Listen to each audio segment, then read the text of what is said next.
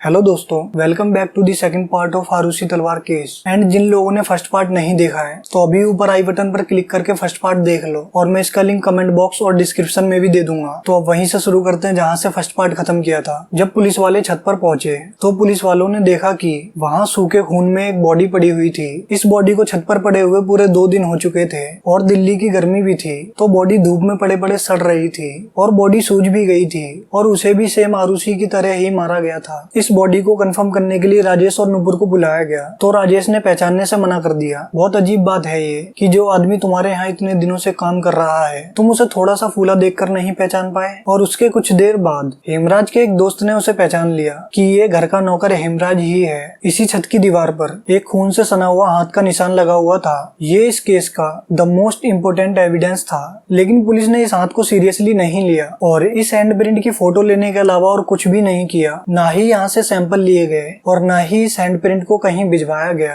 फिर जब इन्वेस्टिगेशन सही डायरेक्शन में नहीं जा रही थी तब 17 दिन बाद नोएडा पुलिस ने इस छत पर जाकर इस पूरे पार्ट को काटकर फॉरेंसिक लैब भिजवाया। तब तक काफी देर हो चुकी थी। जो भी सैंपल इस हैंडप्रिंट से मिल सकते थे, जिनसे ये पहचान हो सकती थी कि ये हाथ का निशान किसका है, वो अब हल्के पड़ गए थे। अब पुलिस की पहली स्टोरी पर आते हैं, जिसमें पुलिस का पूरा शक राजेश और नुपुर तलवार पर आ गया था। लेकिन पुलिस सबसे पहले हेमराज के दोस्तों पर इन्वेस्टिगेशन करने लगी। सबसे पहले पुलिस ने विष्णु शर्मा को पकड़ा, क्योंकि विष्णु शर्मा ही पहले तलवार्स के घर में नौकर था। छुट्टी पर गया था तो उसने टेम्परेरीली हेमराज को तलवार्स के घर में नौकर का काम संभालने के लिए लगा दिया था। लेकिन विष्णु शर्मा जब वापस आया तब तलवार्स ने बोला कि हम तो हेमराज के साथ ही कंटिन्यू करना चाहते हैं, तुम्हारे साथ नहीं। इसलिए पुलिस ने अंदाजा लगाया कि विष्णु बदला लेने के लिए जब हेमराज को मार रहा होगा तब आरुषि ने देख लिया होगा, इसलिए विष्णु ने दोनों का मर्डर कर दिया। लेकिन इन्वेस्टिगेशन के बाद ये पता चला कि विष्णु शर्मा तो उस रात नेपाल में ही था। अब तो राजेश और नुपुर तलवार पर जो शक था वो और बढ़ गया। दूसरी बात जो पुलिस के दिमाग में चल रही थी वो ये कि सोसाइटी के सिक्योरिटी गार्ड ने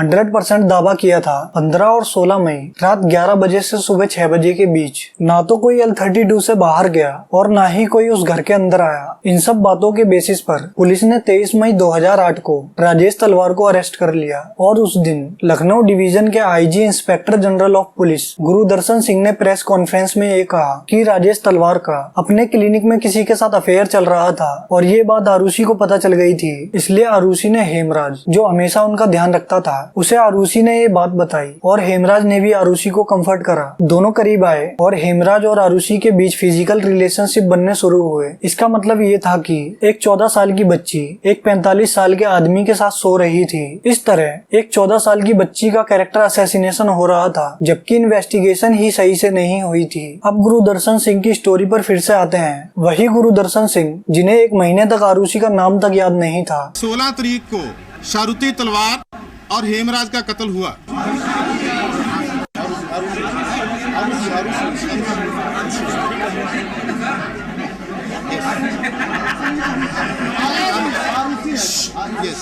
प्लीज अब आते हैं स्टोरी पर। आरुषि और हेमराज जब फिजिकल होने लग गए तब इन दोनों की आवाज सुनकर राजेश तलवार आरुषि के रूम में आए और हेमराज और आरुषि को आपत्तिजनक हालत में देखकर उन्हें गुस्सा आया, जिसके बाद उन्होंने अपनी गोल्फ स्टिक लाकर हेमराज को जोर से चोट मारी उस गोल्फ स्टिक से। और इन्वेस्टिगेशन में ये सामने आया कि आरुषि के सिर पर लेफ्ट साइड और हेमराज के सिर पर राइट साइड चोट लगी थी, विच मीन्ट दोनों इस पोजीशन में लेटे हुए थे। और जब राजेश ने गुस्से में हेमराज को गोल्फ स्टिक से मारा तो उसके राइट साइड में चोट लग गई और 2-3 बार मारने पर दोनों के सिर में चोट लग गई। लेकिन इन्वेस्टिगेशन के दौरान जब राजेश ने एक गोल्फ स्टिक खुद पुलिस को दी थी तब इस गोल्फ स्टिक में से कोई भी खून के निशान नहीं मिले थे। और एक बात और सामने आई थी कि पोस्टमार्टम के बाद जो रिपोर्ट आई थी उसके अकॉर्डिंग आरुषि के प्राइवेट पार्ट्स को साफ किया गया था। आरुषि और हेमराज के फिजिकल होने के बयान के बाद सभी लोग पुलिस की इस स्टोरी के खिलाफ थे, क्योंकि एक छोटी बच्ची के कैरेक्टर पर कीचड़ उछाला जा रहा था। इसलिए लोगों ने जमकर पुलिस का विरोध किया। इसके चलते पुलिस ने प्रेशर में आकर अपना बयान बदल दिया और बताया कि आरुषि को अपने पिता राजेश तलवार के क्लिनिक में किसी और के साथ अफेयर का पता चल गया था। वो उसे ब्लैकमेल करने लगी थी, इसलिए राजेश तलवार ने अपनी बेटी का मर्डर कर दिया और इस कांड को हेमराज ने देख लिया था, इसलिए राजेश ने हेमराज को भी मार दिया।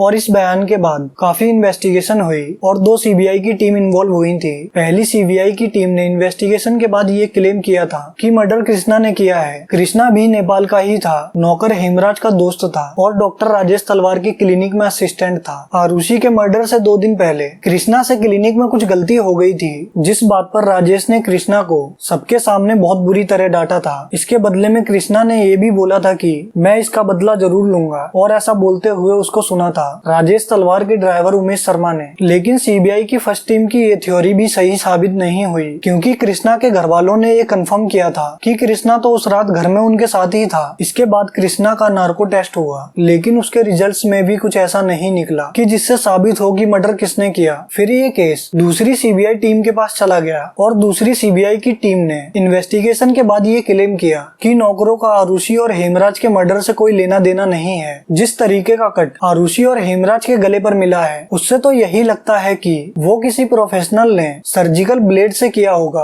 और सीबीआई की दूसरी टीम ने सारे एलिगेशन राजेश और नुपुर तलवार के ऊपर लगा दिए और चार्जशीट में राजेश और नुपुर तलवार को आरोपी माना गया। सबूत के तौर पर सीबीआई की दूसरी टीम ने कोर्ट में ये 4 बातें कही। फर्स्ट पॉइंट, आरुषि की लाश को ढकने और उसके प्राइवेट पार्ट्स को साफ करने कोई दूसरा नहीं आएगा। सेकंड पॉइंट, हेमराज की हत्या के बाद उसके शव को छत पर कैसे पहुंचाया गया जबकि सीढ़ी का ताला तो बंद था। थर्ड पॉइंट, सीबीआई के मुताबिक किसी भी बाहरी व्यक्ति के घर में अंदर आने के सबूत नहीं मिले। फोर्थ पॉइंट, हेमराज की लाश को छत पर पहुंचाने के बाद राजेश तलवार ने खूब शराब पी और सबूत मिटाए, और ये वाला ट्रायल बहुत लंबा चला था, 2011 से 2013 तक। और 26 नवंबर 2013 को कोर्ट ने राजेश तलवार और नुपुर तलवार को उम्र कैद की सजा सुना दी, और उसके 2 महीने बाद तलवार ने इस फैसले के अगेंस्ट अपील लॉन्च कर दी। और 4 साल बाद 12 अक्टूबर 2017 को इलाहाबाद हाईकोर्ट ने राजेश तलवार और नुपुर तलवार को बरी कर दिया, ये कहते हुए कि जो भी केस 2013 में तलवार के अगेंस्ट बनाया गया था उनमें कोई भी एविडेंसेस नहीं है, वो बेबुनियाद थे। और जज ने कहा इसमें सिर्फ कहानियां हैं, सबूत नहीं है। 4 साल जेल में रहने के बाद अब राजेश तलवार और नुपुर तलवार फ्री हो चुके थे। अगर उस समय क्राइम सीन पर कोई भी एक जिम्मेदार पुलिस ऑफिसर वहाँ मौजूद होता तो ये केस 15 साल पहले ही सॉल्व हो चुका होता, और अभी हम इसके आंसर्स नहीं ढूंढ रहे होते कि किसने आरुषि तलवार और हेमराज बंजाड़े को मारा। आज की डेट में भी